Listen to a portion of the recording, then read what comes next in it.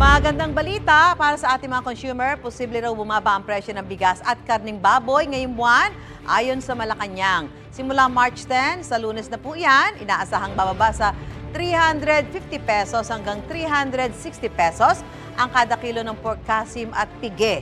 Mas mura sa tinatayang hanggang 430 pesos kada kilo na presyo nito sa ilang pamilihan sa Metro Manila batay sa price monitoring ng Department of Agriculture. 380 pesos kada kilo naman ang nakikitang presyo ng liempo mula sa hanggang 480 pesos na presyo nito ngayon. Sa bigas naman, sabi ng palasyo, pwede itong bumaba sa hanggang 45 pesos kada kilo simula March 31.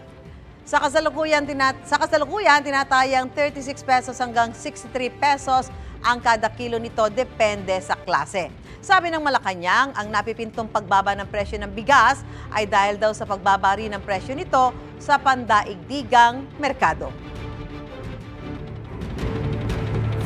Gusto mo bang mauna sa mga balita?